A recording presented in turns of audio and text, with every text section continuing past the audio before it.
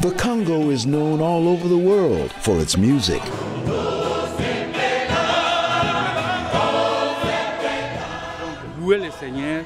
We joyfully praise God with drums, with dance. Here, people sing everywhere, spontaneously with joy in their hearts. People of the Congo raise their voices in song, not only to express joy, but also as an expression of their hopes for a better future. This is a story about the spirit of the Congo and its partnership with global ministries.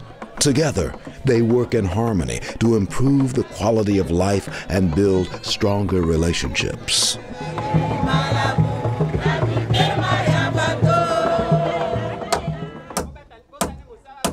Sounds of construction are music to the ears of the medical staff at Bolenge Health Center.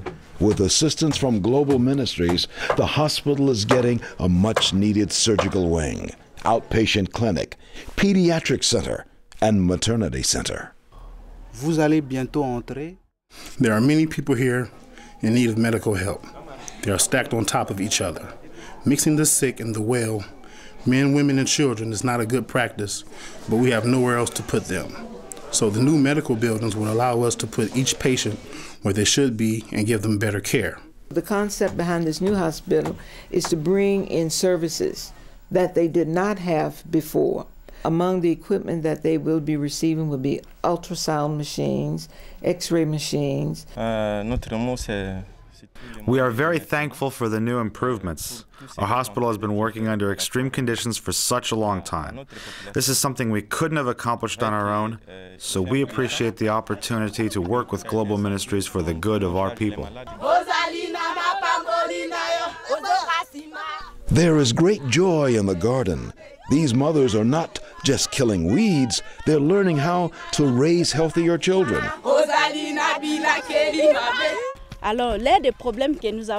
We have a major problem with hunger, and there are a lot of malnourished children. So we created this farm to help strengthen our families. Today, we are growing peanuts. As we expand, we will grow other crops. In addition to gardening, the women are invited to attend nutrition awareness classes in a newly renovated clinic in Bandaka. With the help of our brothers and sisters in the U.S., through global ministries and the Indiana district, they help us to have this clinic. As you can see it now, it's so beautiful. The thing that helped me the most was learning about the different food groups and their nutritional value. We really appreciate this program and don't want it to die. This is exactly what we need to take better care of our children.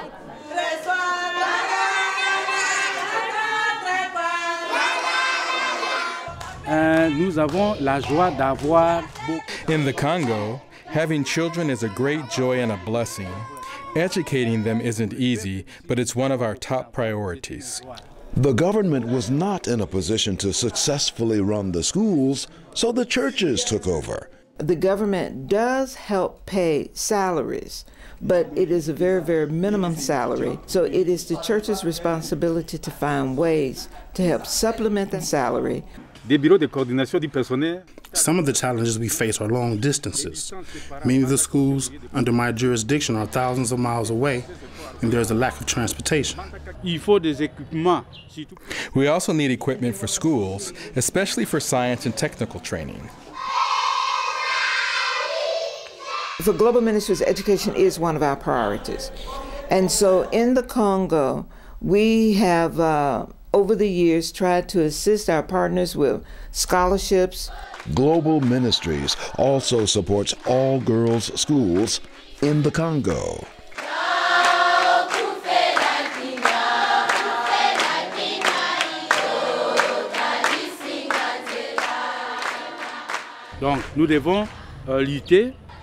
We are working hard to help parents understand the importance of educating girls.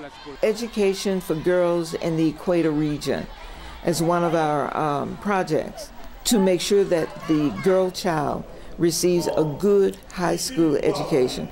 The girl with a good education It's absolutely changing the country. We can always count on Global Ministries for support.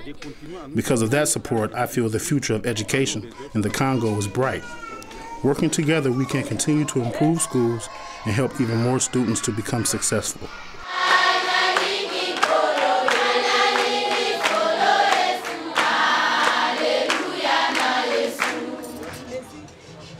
Maman Mpinga used to be a housewife until tragedy struck.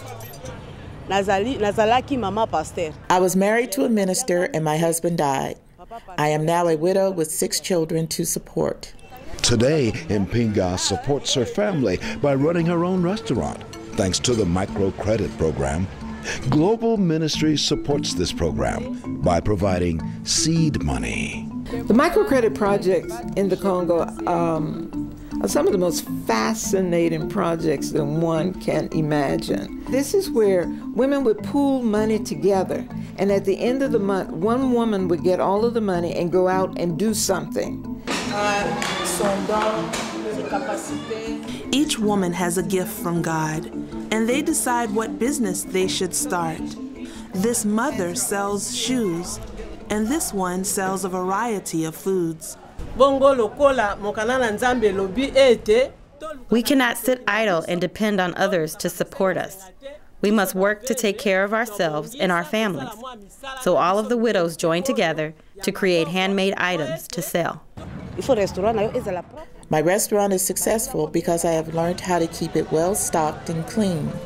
My customers appreciate the service and respect they get here. Whatever they feel is profitable, women will go and do it, bring back a portion of the money to save, bring back a portion of money to repay the loan so that another person can have the benefit of a loan. When I sell my products, I make a profit that helps me buy food at home. And when I was sick, I could actually afford to go to the hospital and pay for medication.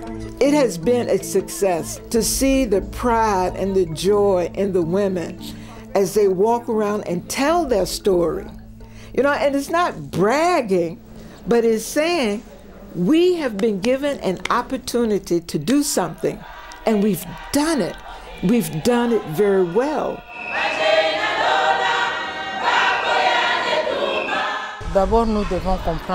We would like everyone to realize that women are human beings who must be able to freely express themselves. Our goal is to lift up women and assist them in taking charge of themselves and their families so they can be contributing members of the church and the whole community.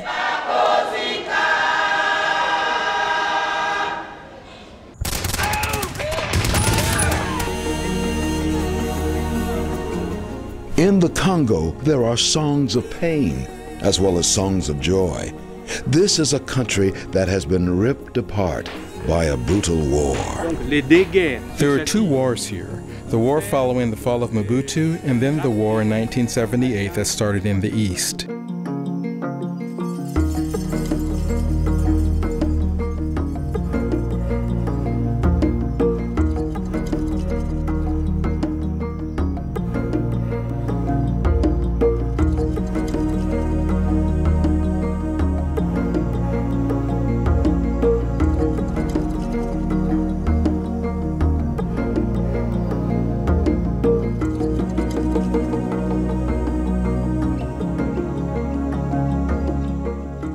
These battles brought atrocities to the civilian population.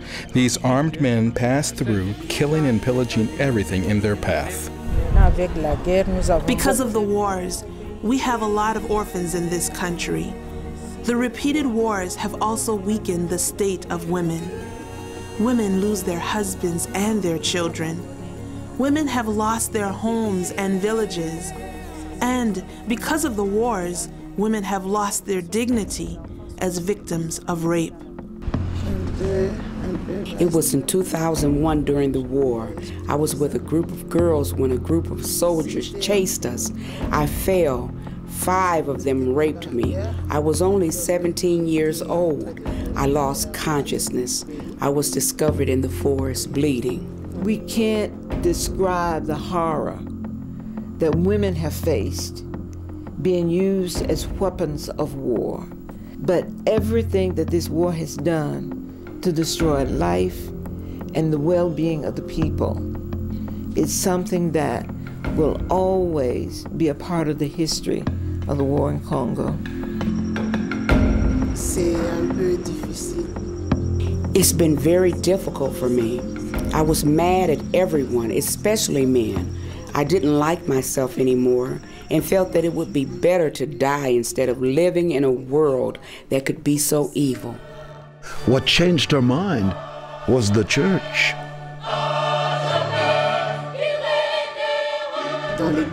When I went to church to pray for help, I was surprised to see that others were praying for me too. They gave me the support I desperately needed. Amen. Until recently, no concrete action had been taken to help sexually abused women here.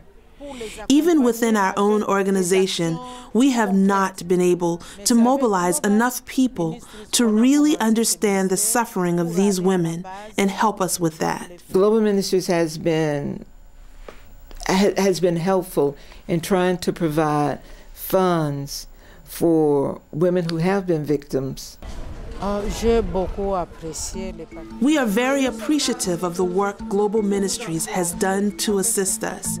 It is with Global Ministries that we have started to work at the grassroots, to hold the women, to cry with them, pray with them, and to help them get back on their feet again.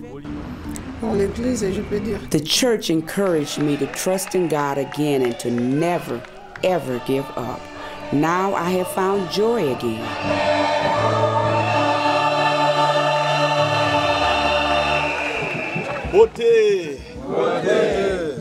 Bishops Francois Villiers and Daniel Exantus traveled to the Congo from their home in Haiti.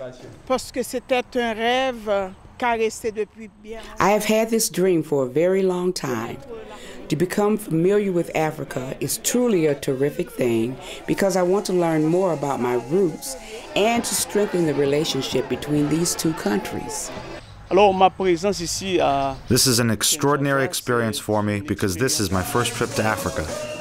This experience was made possible by Global Ministries' South by South program.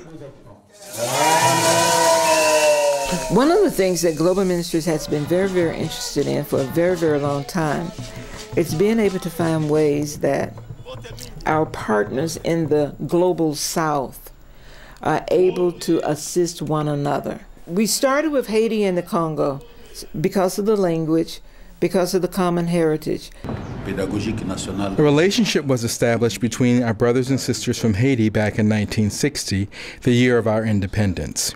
We did not have teachers for our high schools. We can never forget the kindness of the Haitians who came here to help us by bringing teachers. So I want to re-emphasize how happy we are to have the Haitian delegation here.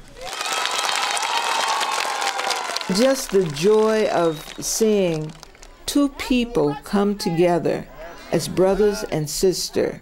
This is a mandate for us to really build a relationship that will continue to endure.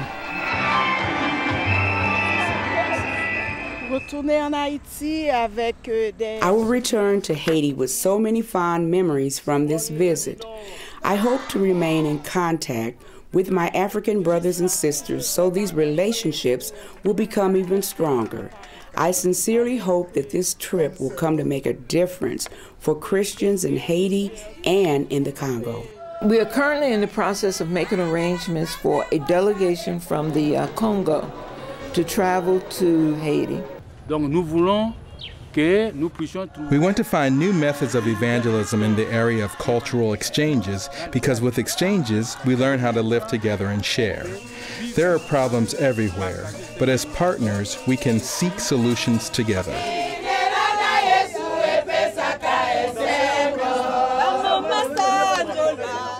Global ministries and churches in the Congo have worked together in partnership for more than 100 years. Global Ministries is proud to be a part of this inspiring chorus. With your continued support, this relationship will continue to grow. I thank God for bringing us together in this world. I pray God will continue to guide us and help us to be even better partners.